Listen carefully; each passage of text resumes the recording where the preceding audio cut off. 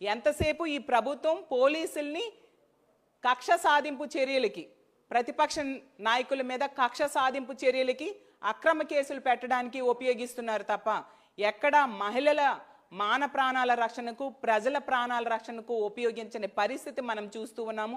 ఎప్పటికైనా ప్రభుత్వం దీని మీద చర్యలు తీసుకోవాల్సిన అవసరం ఉందని తెలియజేస్తూ ఉన్నాను. శాంతి భద్రతలు కాపాడాల్సిందిగా ప్రభుత్వాన్ని కోరుకుంటూ ఉన్నాను. ఇలాంటివే కంటిన్యూ అయితే ఖచ్చితంగా ప్రజల సపోర్ట్తో మేము ప్రభుత్వం మీద ఒత్తిడి తీసుకొస్తాం. మహిళలకి రక్షణ వచ్చేంత వరకు కూడా మా పోరాటం ఇలాగే కొనసాగుతుంది. చాలా సంఘటనలు ఇప్పటికి మనం వింటూ ఉన్నాము. ప్రతి సంఘటనలో కూడా ప్రభుత్వం తాలూకా నిర్లక్ష్యం చాలా సంఘటనలు మనం చూస్తూ ఉన్నాము. మా పార్టీ స్పందించాక, లేదా మా అధ్యక్షులైన జగన్మోహన్ రెడ్డి గారు వెళ్ళి అక్కడ పరామర్శ చేశాక, లేదంటే మా పార్టీ ఏదైనా కాంపన్సేషన్ ఇచ్చాక ఏ సంఘటనలో అయినా ప్రభుత్వం కొంచెమైనా స్పందించిన పరిస్థితి తప్ప తానంతట తానుగా ప్రజలతో ఎన్నుకోబడిన ఈ కూటమి ప్రభుత్వం మాత్రం ఏ సంఘటనలో కూడా స్పందించిన పరిస్థితులు మనం చూడం. అంత దారుణమైన పరిస్థితి